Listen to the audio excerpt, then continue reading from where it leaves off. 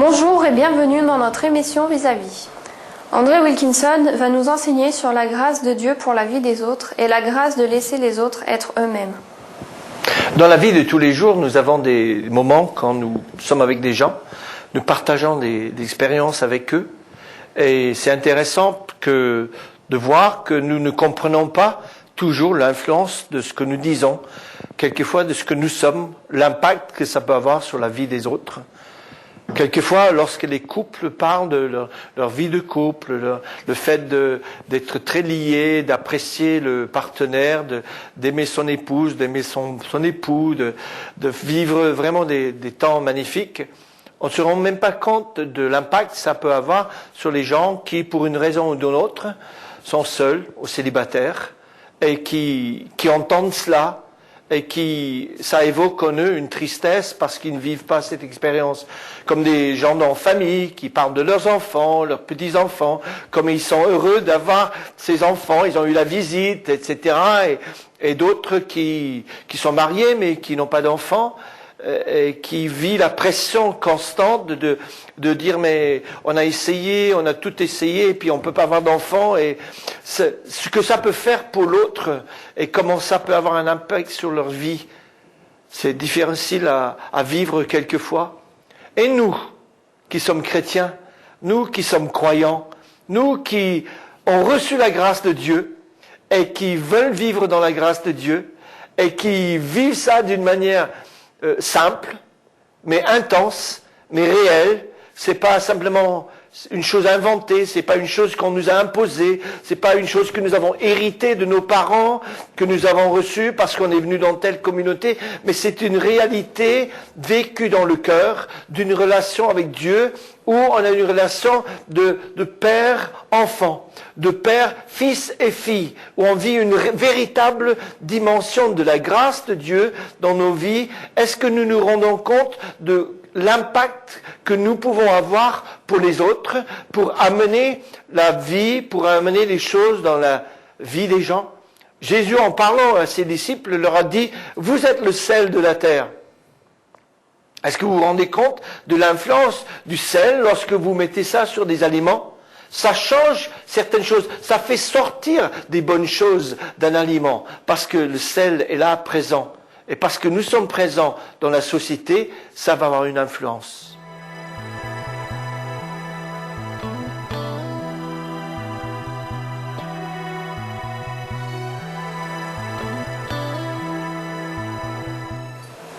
Dans la vie, il y a des choses, des moments quand nous sommes sous pression. Et c'est ces moments-là qui révèlent la réalité de qui nous sommes. Nous pouvons dire, oui, je suis rempli d'amour. Et puis, une circonstance quelconque arrive, et puis quelqu'un verse quelque chose sur nos vêtements, et puis qu'est-ce qui sort de nous? Si c'est la colère, si c'est l'animosité qui sort, ça prouve que nous ne sommes pas remplis d'amour. Parce qu'un verre qui est rempli de liquide, lorsqu'on le touche, ce qui sort, s'il y a de l'eau dans le verre, on le verse, c'est pas du vin qui tombe sur la table, parce que le verre est rempli d'eau. Et si nous disons que nous sommes et nous vivons dans la grâce, c'est dans les moments de pression, c'est dans les moments de vie que la réalité s'exprime à travers notre vie. Il y a deux tendances fortes qui annulent la grâce dans nos vies. Et une des tendances, c'est de se comparer aux autres. On se compare, on voit ça avec des enfants qui ont des jouets ou qui ont des vêtements ou des choses. On se compare à l'autre. Entre adultes, souvent, on se compare de voitures qu'on a ou de téléviseurs ou de telles choses dans la vie. On se compare et vous savez, l'Église n'est pas une industrie religieuse conçue pour fabriquer des copies identiques des gens, comme sur une ligne de montage. Le légalisme exige que nous soyons tous semblables les uns aux autres. La grâce prend plaisir aux différences.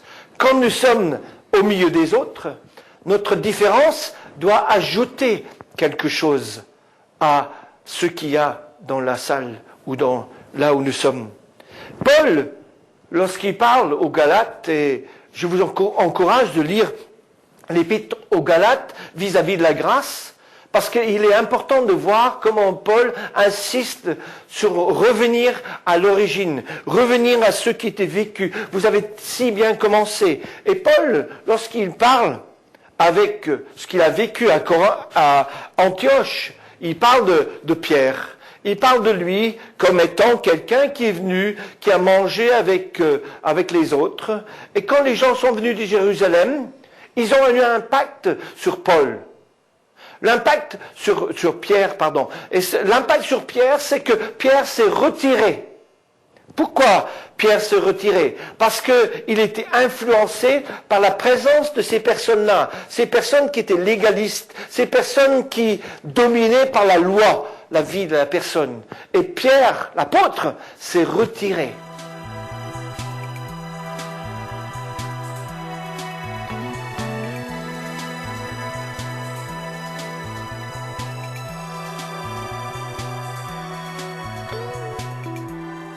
Pierre se retire parce qu'il a peur de la réaction de ces gens qui viennent de Jérusalem.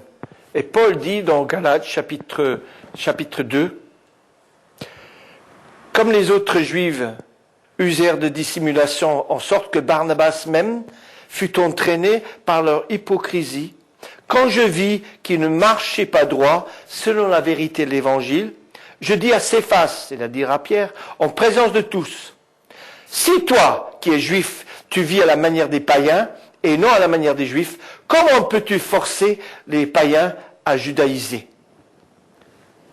Paul a reproché Pierre son comportement. Il n'a pas reproché de ce qu'il avait mangé ou ce qu'il n'avait pas mangé. Ce qu'il a reproché à Pierre, c'était son hypocrisie. Quand ces personnes n'étaient pas présentes, Paul a vécu avec Pierre en faisant des choses. Et quand ces gens sont arrivés, Pierre a changé de comportement. Ce n'est pas le comportement qui était important. Pour Paul, la chose qui est importante, c'était l'hypocrisie de Pierre dans cette situation. Et même Barnabas fut conduit par eux dans ce comportement. Quelle est l'influence que nous apportons dans les situations vis-à-vis des autres lorsque nous arrivons? Est-ce qu'ils changent de comportement pour le meilleur ou pour le pire? Est-ce qu'il devient hypocrite? C'est ça. Dieu veut que nous soyons de ceux qui amènent la paix, qui amènent la créativité, qui amènent les gens à entrer dans leur dimension de vie et pas de vivre d'une manière hypocrite. C'est intéressant de voir, en tant que prédicateur, quelquefois pendant le culte ou pendant une réunion, des gens qui discrètement distribuent des bonbons. Mais c'est fait discrètement, pas parce qu'on ne veut pas déranger, mais parce qu'on ne veut pas que les autres voient qu'on passe des bonbons. C'est pas important de manger des bonbons ou ne pas manger des bonbons. Mais si on essaie de le cacher, c'est qu'on est dans un système religieux, légaliste, qui nous coince. Quelqu'un a dit, le perfectionniste est une personne qui se donne beaucoup de mal et qui en donne aux autres.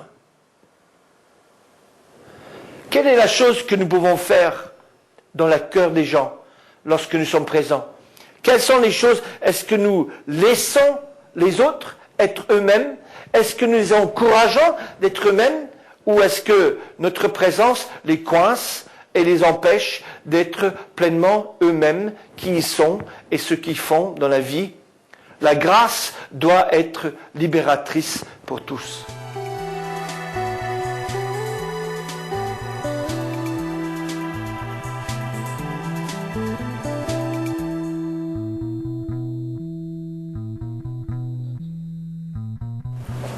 Nous vivons tous dans des cultures où certaines choses sont acceptables et d'autres choses ne sont pas acceptables. Nous vivons aussi dans le milieu chrétien où certaines choses sont acceptées, d'autres choses sont exclues. Je ne peux pas prendre des exemples parce que la culture dans laquelle je vis n'est pas forcément la même culture que vous qui m'écoutez aujourd'hui. Donc, mais je peux prendre l'exemple que Paul donne dans le livre aux Corinthiens. Donc il parle de questions de viande sacrifiée aux idoles. Vous trouvez ça dans 1 Corinthiens chapitre 8. Et il dit ceci au début, lorsqu'il parle de ça, « La connaissance enorgueillit, mais l'amour édifie ». Quelquefois, nous avons des prises de position à cause de ce que nous avons vécu, ou des choses qui nous ont touchés, ou des choses dans notre passé qui ont été des sources de tentation pour nous, et nous l'avons éloigné de nous pour se protéger. Et c'est bien. Dans certaines situations, on doit se protéger. On doit prendre des dispositions pour qu'on ne soit plus dans les situations de tentation, des situations d'épreuve. Mais c'est pas parce que nous avons vécu ça que nous devons forcément imposer ça à d'autres personnes. Et il y a des exemples et Paul utilise cet exemple. Il dit pas que de manger la viande est interdite. Il dit le comportement est pour celui qui a sa conscience, qui est là, qui veut édifier, qui veut fortifier l'autre. Et quand nous arrivons au chapitre 10, verset 25, Paul dit ceci, tout en écrivant aux Corinthiens. Il dit, mangez de tout ce qui se vend au marché, sans vous poser aucune question par motif de conscience, car la terre est au Seigneur et tout ce qu'elle renferme. Si un non-croyant vous invite et que vous voulez aller, mangez de tout ce qu'il vous présentera, sans vous poser aucune question par motif de conscience. Mais si quelqu'un vous dit, ceci a été offert en sacrifice, n'en mangez pas, à cause de celui qui vous a prévenu et à cause de la conscience, je parle ici non de votre conscience, mais celle de l'autre. Pourquoi, en effet, ma liberté serait-elle jugée par une conscience étrangère? Si je prends ma part avec action de grâce, pourquoi serais-je calomnié pour ceux dont je rends grâce? Soit donc que je mange, soit que vous buvez, quoi que vous fassiez, faites tout pour la gloire de Dieu. Nous devons aider les autres à faire tout pour la gloire de Dieu et pas pour se conformer à ce que nous pensons comme étant important. Il y a des choses dans la Bible qui sont claires, mais il y a d'autres choses qui ne sont pas claires, où la liberté est laissée pour chacun de vivre selon sa conscience.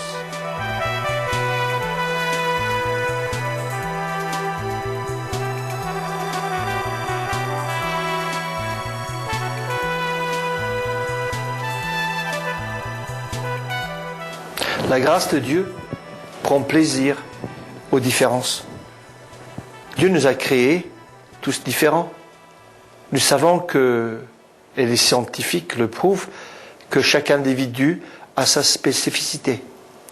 On peut trouver par notre ADN qui nous sommes. Si nous perdons un cheveu ici, on peut découvrir que ce cheveu nous appartient. Nos empreintes digitales sont des choses qui nous sont propres. Quelqu'un a dit cette phrase que j'ai trouvée très, très intéressante. Il a dit,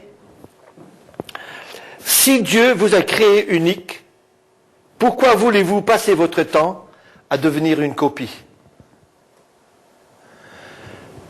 Si Dieu nous a créés, Dieu cherche l'individualité de chacun. Je ne parle pas, et en tant que quelqu'un qui vit en France, je ne parle pas de l'individualisme, parce que l'individualisme nous est tellement mis comme une des raisons pour toutes les difficultés que nous pouvons vivre dans la société, dans l'Église, que l'individualité est extraordinaire. C'est ce que Dieu a créé en nous, que Dieu veut utiliser en nous, parce que nous avons quelque chose, par sa grâce, nous avons quelque chose à apporter aux autres. Et c'est pour ça qu'on ne doit pas être enfermé dans les structures, dans les choses que des autres nous imposent ou que nous voulons imposer aux autres. Ceux qui sont autour de vous, c'est des gens que Dieu veut utiliser pour sa gloire. Et il veut que leur individualité soit utilisée. C'est comme dans un orchestre. Un orchestre est fait d'instruments différents Tous les instruments ne sont pas identiques. Certains sont du bois, certains sont du bronze, certains ont des cordes, certains ont des peaux. Et tout ça fait une harmonie. Et Dieu a créé l'Église pour que l'Église exprime l'harmonie qu'il y a entre le Père, le Fils et le Saint-Esprit. Et cette harmonie qui est là depuis l'éternité, Dieu veut l'exprimer à travers le peuple de Dieu. C'est pour ça que quand la parole de Dieu parle de l'Église, on parle du corps de Christ. Le corps de Christ n'est pas fait d'un seul organe, d'un seul membre, mais de l'individualité de chaque membre qui donne la qualité, qui donne la diversité dans cela. Et c'est ça que Dieu veut, dans sa grâce, que nous puissions exprimer. Tout en ayant la vie qui coule en nous, tout en ayant le sang qui purifie, qui oxygène, qui apporte des choses, qui enlève des mauvaises choses, que le sang qui circule dans le corps nettoie et donne la vie. Dieu veut ça pour son Église, le corps de Christ.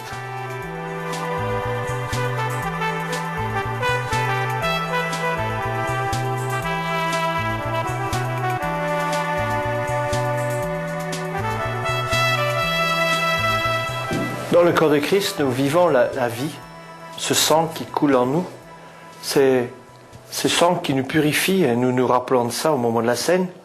Et ce qui est intéressant, c'est que Paul, dans ce même épître, parle du fait que dans le chapitre 10 de 1 Corinthiens, verset 23, il dit « Tout est permis ». Ça, c'est de prendre des risques, de dire que tout est permis. Hein? Ils disent, mais il est écrit, c'est pas moi qui ai inventé ça, tout est permis, mais tout n'est pas utile. Tout est permis, mais tout n'édifie pas. Que personne ne cherche son propre intérêt, mais celui d'autrui. Pourquoi nous voulons imposer aux autres des choses que Dieu nous impose à nous? Dieu nous impose des choses. Il y a des choses qui me sont imposées par la vie que j'ai avec Dieu. Mais ce n'est pas à moi d'imposer ma liste personnelle sur quelqu'un d'autre. Il y a des endroits où je ne vais pas aller. Il y a des choses que je ne vais pas faire. Il y a des choses que je ne vais pas regarder. Mais je ne dois pas imposer ça aux autres pour qu'ils se conforment à moi, à ma manière de faire. Vous savez, l'outil du légalisme qui est utilisé contre les gens, il y a 3 aspects que quelqu'un a relevés dans un livre que j'ai lu dernièrement. Il y a l'hérésie doctrinale, il y a le harcèlement ecclésiastique et l'hypocrisie personnelle. On peut mettre les gens à l'écart parce qu'ils n'ont pas exactement la même confession de foi que moi. Peut-être ils voient le baptême d'une manière différente de moi. Peut-être ils voient la vie du Saint-Esprit d'une autre manière que moi. Peut-être ils voient la vie personnelle de sainteté. Peut-être lui, il a son culte personnel le matin. Peut-être moi j'ai le mien le soir. Peut-être on n'a pas de culte personnel et on juge la personne et on met une loi en disant mais il faut absolument que tu aies ça. Il faut absolument que tu lis 4 chapitres de la Bible par jour. Il faut absolument que... Et on met des choses sous le cœur des gens, sur la vie des gens. On leur impose ce que Dieu nous a demandé de faire. C'est pas normal. Dieu ne veut pas que nous soyons hypocrites. Est-ce que nous sommes pareils quand nous sommes avec les autres que quand nous sommes tout seuls avec Dieu? Dieu connaît notre cœur et Dieu va nous mettre en position pour que notre hypocrisie soit manifeste aux autres. Mais ça, nous n'aimons pas. Parce que Dieu ne veut pas que nous vivions une vie double, mais que nous vivons une vie qui manifeste et qui exprime la grâce de Dieu envers les autres.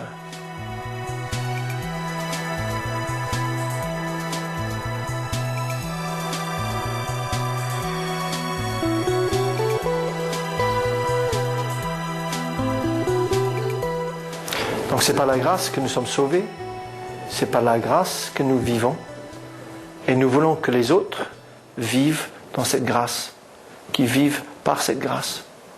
Que cette grâce soit quelque chose qui les fortifie et qui les amène plus loin. Nous voulons être diffuseurs de la grâce.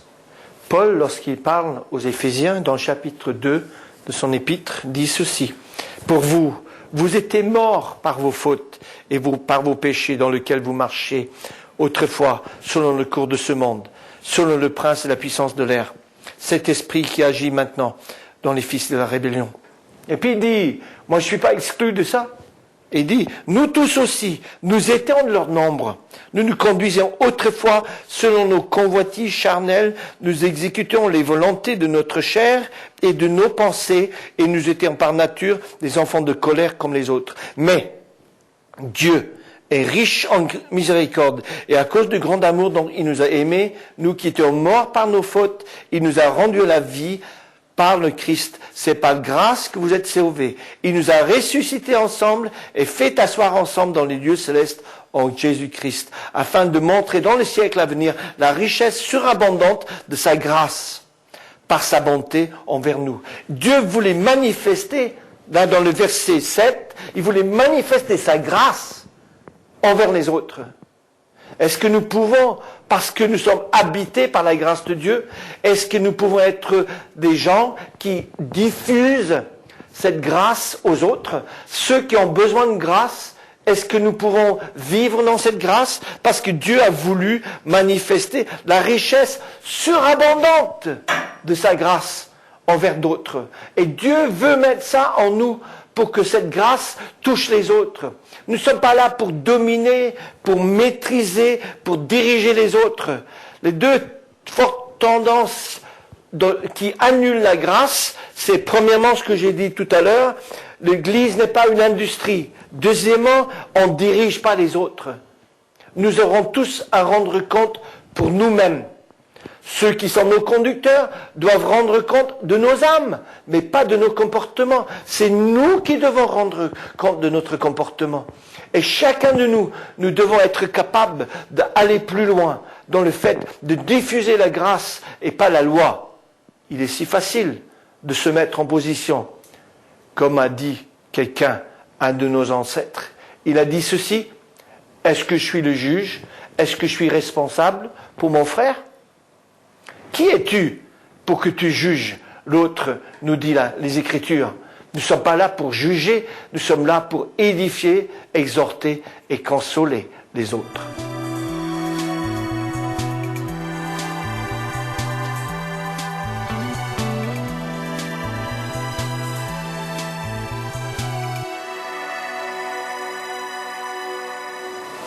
Lorsque nous considérons notre vie et la fin de notre vie, qu'est-ce qu'on va être? On va être connus comme étant des gens qui étaient rigides ou des gens qui étaient éloignés de la vérité? Ou est-ce qu'on va être connus comme des porteurs de lumière? Jésus a dit, vous êtes le sel de la terre. Mais il a aussi dit, vous êtes la lumière du monde. Quand la lumière entre, les ténèbres quittent la pièce. Quand la lumière se retire, c'est les ténèbres qui envahissent. Est-ce que nous sommes, et c'est le défi que je vous lance, comme je lance à moi-même, est-ce que je suis porteur de lumière? Est-ce que cette petite flamme en moi éclaire les gens? Ou est-ce que c'est une flamme qui brûle des gens? Est-ce que je suis le sel qui donne la saveur? Ou est-ce que j'ai perdu la saveur et puis je suis bon à rien? Ou est-ce que je mets trop de sel et je rende l'aliment immangeable parce que c'est imbibé de sel? Est-ce que je suis de ceux qui vivent dans la grâce et qui apportent aux autres cette grâce? Paul, en parlant aux Corinthiens, dont j'ai fait référence tout à l'heure, dit ceci. Quand je parlais les langues des hommes et des anges, si je n'ai pas l'amour, je suis du bronze qui résonne, un symbole qui retentit. Quand je m'aurais donné le don de prophétie, la science de tous les mystères, toute la connaissance, quand j'aurais même de toute la foi jusqu'à transporter les montagnes, si je n'ai pas l'amour, je ne suis rien. Quand j'ai distribué mes biens pour la nourriture des pauvres, quand j'arriverai même mon corps pour être brûlé, si j'ai pas l'amour, ça ne me sert de rien. Ces choses-là sont les choses externes. Paul dit, ce qui est important, c'est l'interne, c'est la grâce dans laquelle je vis. Mes amis, mes frères, mes sœurs, est-ce que nous vivons dans la grâce ou est-ce que nous vivons dans une structure de loi? Fais ceci, ne fais pas cela. Ou est-ce que nous sommes des gens qui vivent une relation permanente avec Dieu? Fortifions cette relation avec Dieu et les choses externes vont partir. Les choses externes vont être insignifiantes parce que la grâce de Dieu est là dans nos cœurs.